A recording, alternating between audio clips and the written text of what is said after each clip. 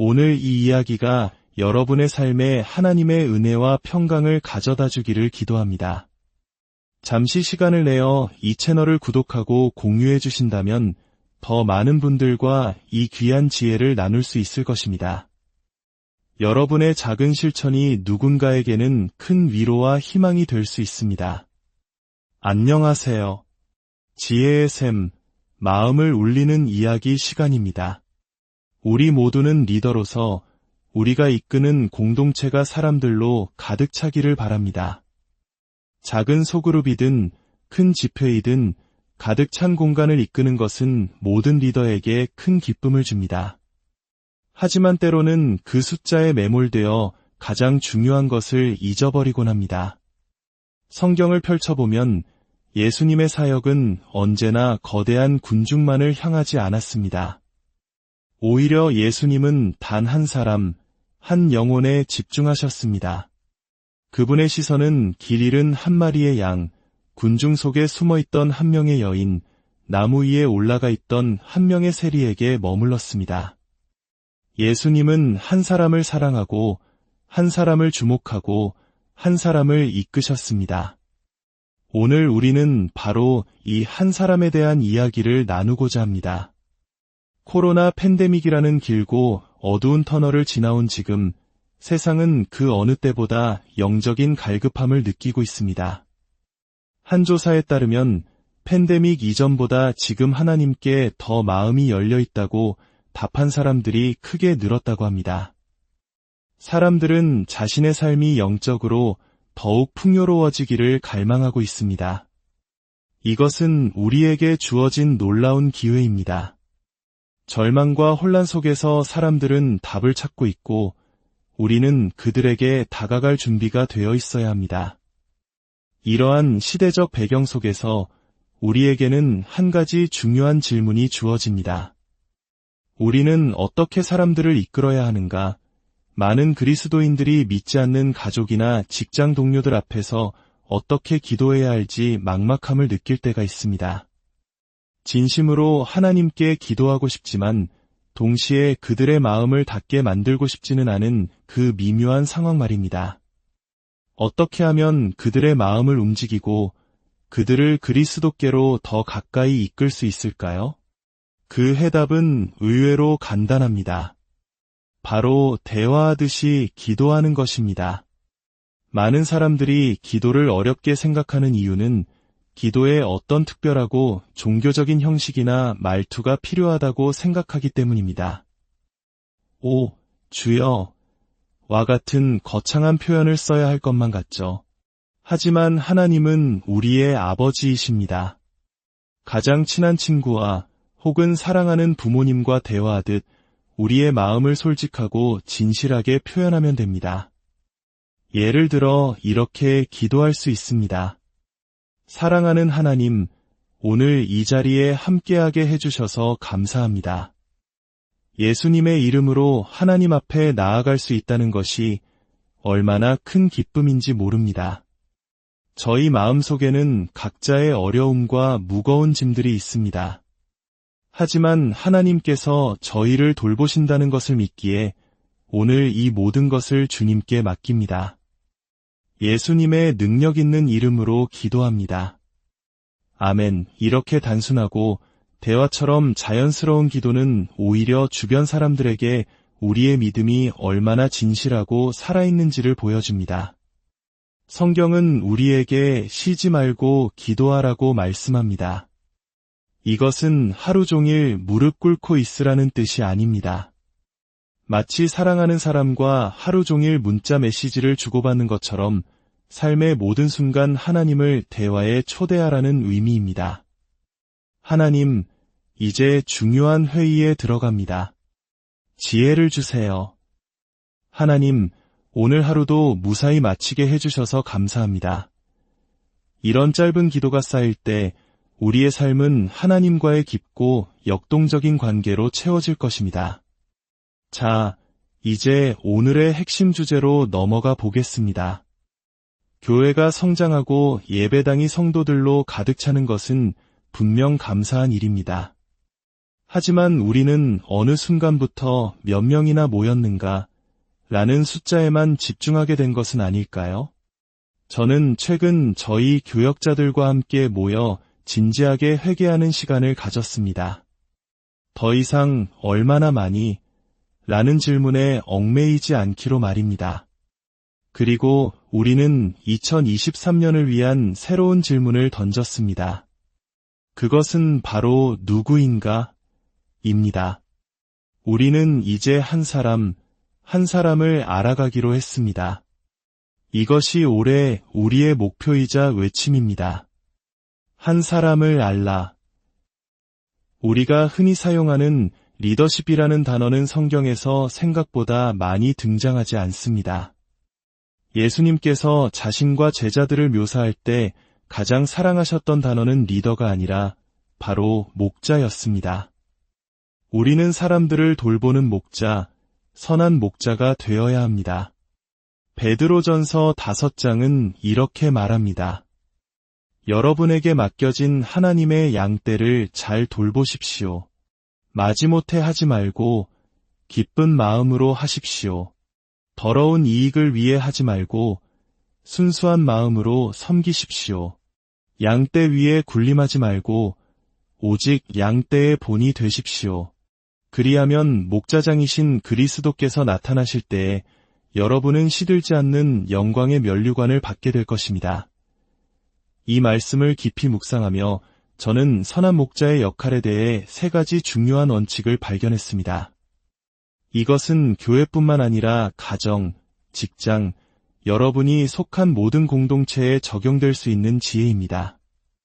첫째, 선한 목자는 양의 얼굴을 압니다. 잠언 27장 23절은 내 양떼의 형편을 부지런히 살피며 내 소떼에게 마음을 두라고 말합니다. 여기서 형편을 살피다는 히브리어 원어로 얼굴을 알다라는 의미를 가집니다. 단순히 그가 누구인지 아는 것을 넘어 그가 지금 어떤 상황을 겪고 있는지까지 아는 것입니다. 그렇다면 우리는 어떻게 양의 얼굴을 알 수 있을까요?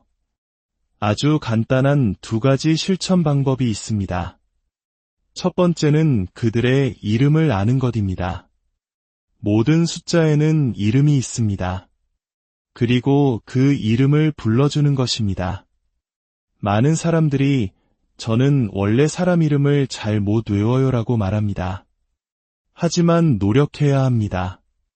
누군가 내 이름을 기억하고 불러줄 때 우리는 존중받고 있다는 느낌을 받습니다. 그것은 한 사람의 마음에 가닿는 가장 강력한 방법 중 하나입니다. 이름을 불러주는 것은 단순히 기억력이 좋다는 것을 넘어 그 사람을 한 명의 소중한 인격체로 존중한다는 깊은 의미를 담고 있습니다. 이것이 바로 우리 문화의 정이 시작되는 지점일지도 모릅니다. 2번째는 그들의 이야기를 묻는 것입니다. 세상에서 가장 위대한 리더 중 한 명인 존 맥스웰 목사님은 누구를 만나든 항상 질문을 던집니다. 그는 자신의 지식을 뽐내기보다 상대방의 이야기를 듣는 데 집중합니다. 요즘 어떻게 지내세요? 무엇을 배우고 계신가요? 가족들은 다 잘 있나요? 그리고 하나의 질문이 끝나면 반드시 꼬리 질문을 던집니다. 아, 그러셨군요. 그건 구체적으로 어떤 의미인가요? 그는 사람의 이야기 속에 숨겨진 보물을 캐내는 탐험가와 같습니다. 우리도 이렇게 한 사람의 이름과 그 사람의 이야기에 귀를 기울여야 합니다. 둘째, 선한 목자는 양에게서 무언가를 얻기보다 양을 위해 더 많은 것을 바랍니다. 우리는 종종 사람들을 보며 무의식적으로 생각합니다. 저 사람이 우리 교회에 오면 출석 인원이 늘겠지. 저 사람이 헌신하면 헌금이 늘어날 거야. 물론 교회의 성장을 위한 생각일 수 있지만 이것은 목자의 마음이 아닙니다. 선한 목자는 양에게서 무언가를 얻으려는 사람이 아니라 양의 유익을 위해 존재하는 사람입니다. 우리는 사람들에게 우리가 그들을 위해 무엇을 원하는지 분명히 말해주어야 합니다. 우리는 당신에게서 아무것도 원하지 않습니다. 오히려 당신을 위해 원하는 것이 있습니다. 당신이 진정한 신앙 공동체를 찾기를 바랍니다. 당신의 가정이 회복되기를 바랍니다. 당신의 자녀들이 안전한 울타리 안에서 사랑받으며 성장하기를 바랍니다. 이러한 메시지는 사람들에게 교회가 자신을 이용하려는 곳이 아니라 진정으로 자신을 위하는 곳이라는 확신을 줍니다. 이를 위해 우리는 두 가지를 기억해야 합니다. 첫째, 교회의 시스템을 위해 성도를 이용하는 것이 아니라 성도의 성장을 위해 시스템을 사용해야 합니다. 우리는 성장반에 몇 명이 등록했는가가 아니라 성장반을 통해 누가 변화되었는가를 물어야 합니다.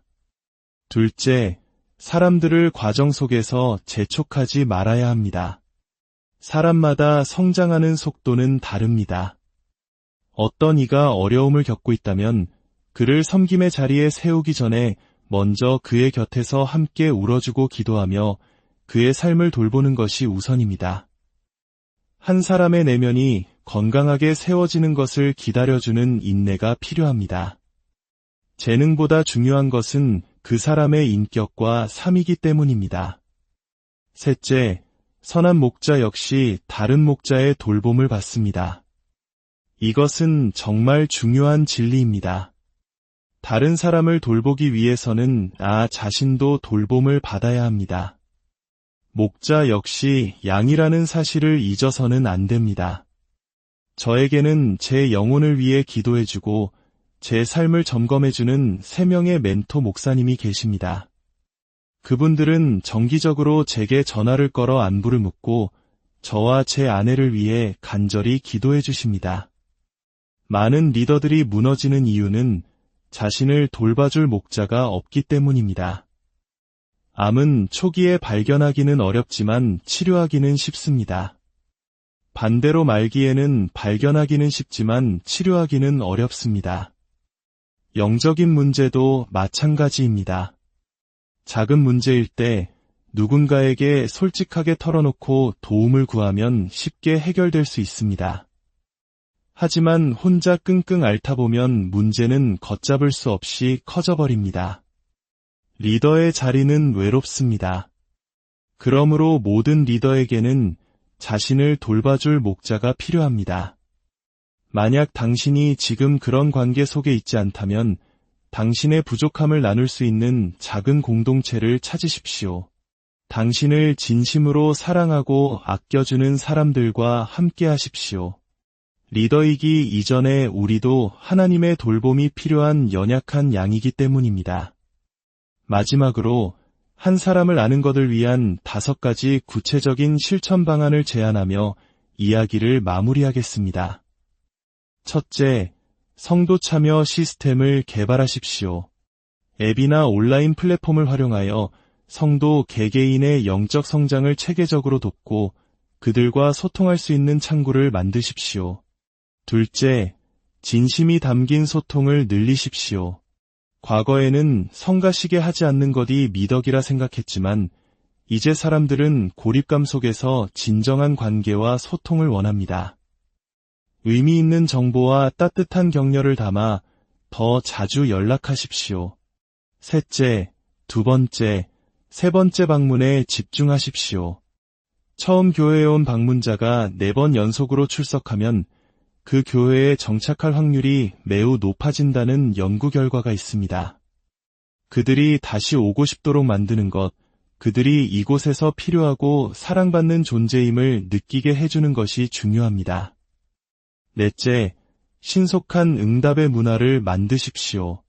누군가 교회에 문의했을 때 24시간 안에 답장하면 그 사람과 연결될 확률은 1%에 불과하지만 1분 안에 답장하면 그 확률은 98%까지 올라간다고 합니다. 이것은 단순히 효율성의 문제가 아니라 존중의 문제입니다. 우리가 그들을 얼마나 소중히 여기는지를 보여주는 척도입니다. 다섯째, 관계 중심적인 환경을 조성하십시오.